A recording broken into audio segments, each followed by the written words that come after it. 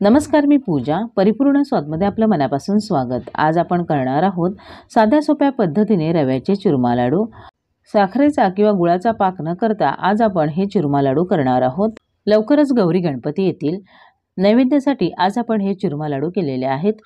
गव्हाच्या पिठाचे चुरमा लाडूची रेसिपी आधीच आपल्या चॅनलवर अपलोड केलेली आहे. शिवाय नैवेद्यासाठीच्या वेगवेगळ्या साध्या सोप्या पद्धतीने केलेल्या बऱ्याच रेसिपीज आपल्या चॅनलवर उपलब्ध आहेत. त्या लिंक मी डिस्क्रिप्शन बॉक्समध्ये देत आहे. त्या सर्व रेसिपीज तुम्ही पाहू शकता.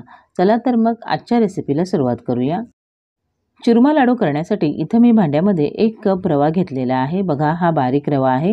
1 कप रवा म्हणजे बरोबर 200 ते 220 ग्राम होईल इतका हा रवा आहे. रवा मी आधी स्वच्छ निवडून घेतलेला आहे. इथं मी बारीक रवा घेतला आहे, तुम्ही जाड रवा घेतला तरीही चालेल. आता आपण यामध्ये 1 टेबलस्पून साजूक तुपाचं मोहन घालूया. तूप गरम न घेता रूम टेम्परेचरमधलंच घेतलेलं आहे. आता आपण साजूक तूप रव्याच्या प्रत्येक कणाकणाला लागेल अशा पद्धतीने लावून घेऊया. बघा, रव्याच्या प्रत्येक कणाला लागेल अशा पद्धतीने मी साजूक तूप लावून घेतलं आहे. आपण घातलेलं मोहन अगदी बरोबर झालं आहे. आता आपण यामध्ये थोडं थोडं पाणी घालून रवा घट्ट भिजवून घेऊया. इथे रवा भिजवण्यासाठी मी पाणी घेतलं आहे. तुम्ही दूध घेतलं तरीही चालेल. दूध घेतलं म्हणजे लाडू लवकर संपवावे लागतात. पाणी घातलेले लाडू अजून 4-5 दिवस टिकतात. आता आपण अशाच पद्धतीने थोडं थोडं पाणी घालून याचा घट्ट गोळा मळून घेऊया. रवा भिजवताना आपण खूप जास्त सैलसर न भिजवता घट्टसरच भिजवून घ्यायचा आहे. तुम्ही पाहू शकता, मी रव्याचा असा घट्ट गोळा तयार करून घेतलेला आहे. खूप जास्त पण घट्ट नाही आहे. आपल्याला हा रवा अर्धा तास भिजत ठेवायचा आहे. त्यामुळे हा गोळा अजून थोडासा घट्टसर होईल. इथं मी 1 कप बारीक रवा घेतला होता. तो भिजवण्यासाठी मला अर्धा कप पाणी लागलेलं आहे. थोडंसं पाणी तुम्हाला कमी अधिक लागू शकतं. याच कपने मी सर्व साहित्य मोजून घेतलेत. आता आपण अर्धा तास रवा भिजू देऊया. अर्धा तास झाला आहे. आता आपण भिजवून घेतलेला रवा अगदी व्यवस्थित मुरला आहे. बघा, पुन्हा एक वेळ हलकासा मळून घेऊया. बघा, आता आपलं पीठ तयार आहे. आता इथं तुम्ही या पिठाच्या पोळ्या लाटून त्या खरपूस भाजून घेऊन त्याचा चुरमा तयार करू शकता. पण इथं मी पिठाचे मुटके तयार करणार आहे. आवडीनुसार तुम्ही मुटके तळून घ्या किंवा याची पोळी लाटून तव्यावर भाजून घ्या. बघा, मुटके असे पातळ करायचे. खूप जास्त मोठे पण करायचे नाही आहेत आणि जाड पण करायचे नाही आहेत. मुटके आतपर्यंत व्यवस्थित तळले जातील अशाच पद्धतीने आपण मुटके तयार करायचे आहेत. आता आपण सगळे मुटके करून घेऊया. मुटके तळून घेण्यासाठी इथे मी गॅसवर कढईमध्ये तेल गरम करून घेतलेलं आहे. मीडियम तेल गरम करायचं आणि मग गॅसची फ्लेम लो करायची आहे. आपल्याला लो फ्लेमवरच हे मुटके तळून घ्यायचे आहेत. आता आपण तेलामध्ये मावतील एवढे यामध्ये मुटके घालूया. इथं आपण 1 कप रव्याचेच मुटके तयार करून घेतलेले आहेत. त्यामुळे मी सगळेच एका वेळी तळून घेणार आहे. जर तुम्ही जास्ती रव्याचे लाडू करणार असाल तर थोडे थोडे मुटके तळून घ्या, म्हणजे ते आतपर्यंत छान शेकले जातील. मुटके तळण्यासाठी इथं मी तेल वापरलं आहे. तुम्ही साजूक तूप घेतलं तरीही चालेल. मुटके तेलात घालण्याआधी तेल मीडियम गरम करून घ्यायचं आहे आणि मगच मुटके तेलात घालायचे आहेत. त्यानंतर गॅसची फ्लेम लो ठेवून मुटक्यांना हलका सोनेरी रंग येईपर्यंत आपण तळून घेणार आहोत. कमी फ्लेमवरच मुटके तळायचे, म्हणजे ते आतपर्यंत छान तळले जातात. मुटके तळायला घेऊन जवळपास 10 मिनिटे झालेले आहेत आणि तुम्ही पाहू शकता मुटक्यांना हलका सोनेरी रंग यायला सुरुवात झालेली आहे. आपल्याला अजून रंग येईपर्यंत मुटके तळून घ्यायचे आहेत, पण गॅसची फ्लेम कुठेही वाढवायची नाही आहे.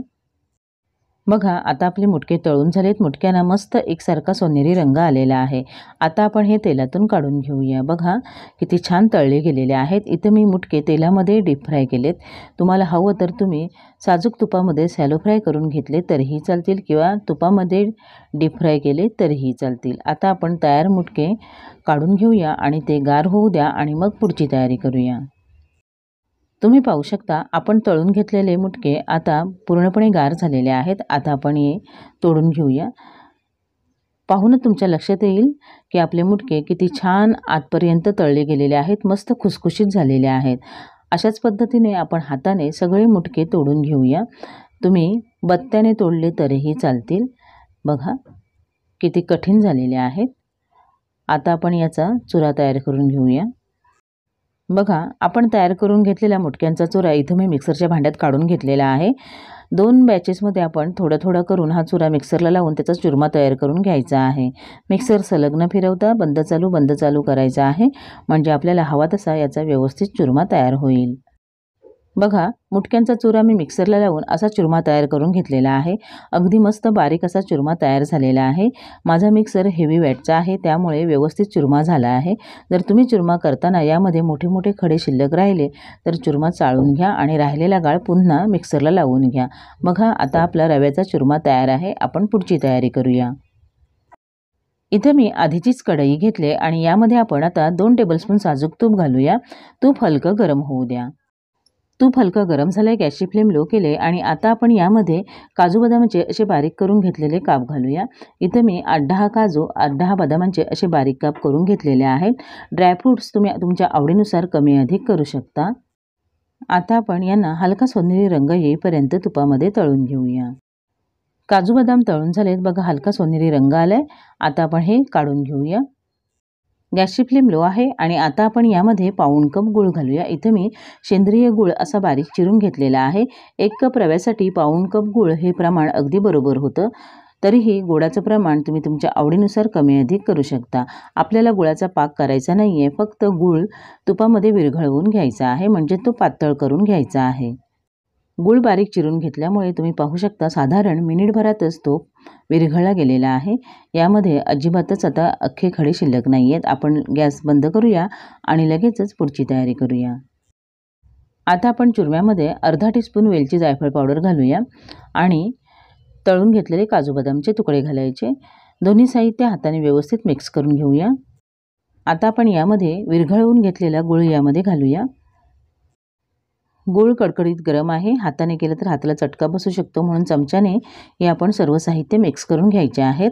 आधी आपण गूळ विरघळताना फक्त 2 टेबलस्पून साजूक तुपाचा वापर केलेला आहे। आधीच खूप जास्त तूप घालायचं नाहीये, कदाचित हे मिश्रण सैलसर होऊ शकतं। आधी आपण सर्व साहित्य मिक्स करून घ्यायची। लाडू जर वळले नाहीत तरच आपण लागेल तसं साजूक तूप घालायचं आहे। आता हे मिश्रण बऱ्यापैकी गार झालेलं आहे। आता आपण हे हाताने व्यवस्थित मिक्स करून घेऊया, म्हणजे गूळ सर्व मिश्रणाला छान लागला जाईल। मला हे मिश्रण थोडंसं कोरडं वाटतंय, म्हणून यामध्ये मी 1 टेबलस्पून साजूक तूप घालत आहे आणि आता आपण हे तूप यामध्ये मिक्स करून घेऊया। म्हणजे अजूनपर्यंत आपण 3 टेबलस्पून साजूक तूप इथे घातलंय आणि 1 टेबलस्पून साजूक तूप मोहनासाठी वापरलेलं आहे, म्हणजे सर्व मिळून 4 टेबलस्पून साजूक तूप घेतलेलं आहे। आता आपलं हे मिश्रण लाडू वळण्यासाठी तयार आहे। लाडू जसे तुम्हाला लहान मोठे हवे असतील त्यानुसार तुम्ही लाडू वळू शकता।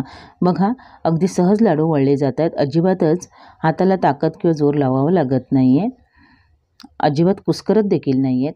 जर समजा इथे देखील तुम्हाला हे मिश्रण कोरडं वाटत असेल तर अजून थोडंसं साजूक तूप घालू शकता। लाडू वळून झाला की तो हातावर असा गोल फिरवायचा, म्हणजे त्याला चमक येते आणि लाडू मस्त गोलाकार होतो। तयार लाडू आपण खसखसमध्ये घोळवून घ्यायचा आहे। इथे मी खसखस हलकीशी भाजून घेतलेली आहे। बघा, मग हातावर पुन्हा गोल फिरवायचा, म्हणजे खसखस सर्व लाडूला एकसारखी लागते। तुम्ही पाहू शकता सुंदर असा लाडू तयार आहे। आपण अजून एक लाडू वळून बघूया। मिश्रण गरम असतानाच आपण हे लाडू वळायचे आहेत। जसा वेळ जातो तसं हे मिश्रण पुन्हा कोरडं व्हायला सुरुवात होते। लाडू वळून झाला की हातावर असा गोल फिरवून घ्यायचा आणि मग तयार लाडू खसखसमध्ये घोळवून घ्यायचा। खसखस लावली म्हणजे लाडू दिसायला छान दिसतात। तुम्हाला जर वरून खसखस लावायची नसेल तर तुम्ही लाडूच्या मिश्रणामध्ये खसखस घातली तरीही चालेल। बघा, हाही लाडू तयार आहे। अशाच पद्धतीने आपण सगळे लाडू करून घेऊया। रव्याचे तयार चुरमा लाडू इथे मी सर्विंग प्लेटमध्ये काढून घेतलेले आहेत। पाहून लक्षात येईल की आपले लाडू किती छान झाले। सर्व लाडू एकसारखे झालेले आहेत, रंग देखील सुरेख आलेला आहे। लाडू मी खूप जास्त मोठे किंवा खूप जास्त लहान देखील केलेले नाही आहेत। सर्व मिळून आपले 12 लाडू तयार झालेले आहेत। आता मी तुम्हाला लाडू तोडून दाखवते। बघा, छान मऊसूत असा आपला लाडू तयार आहे। अजिबातच कडक झालेला नाही आहे किंवा अगदी भुसभुशीत देखील झालेला नाही आहे। अशाच पद्धतीने येणाऱ्या गौरी गणपतीला तुम्ही हे रव्याचे चुरमा लाडू घरी नक्की करून बघा। तुम्हाला आवडले तर तुमच्या प्रतिक्रिया कमेंट बॉक्समध्ये अवश्य कळवा। माझ्या अशाच नवनवीन रेसिपीजसाठी परिपूर्ण स्वादला सबस्क्राईब करा। व्हिडिओ आवडला तर नक्की लाईक करा आणि तुमच्या मित्रमैत्रिणींसोबत शेअर करा। पुन्हा भेटूया अशाच एका नवीन रेसिपीसोबत। पूर्ण व्हिडिओ पाहिल्याबद्दल धन्यवाद।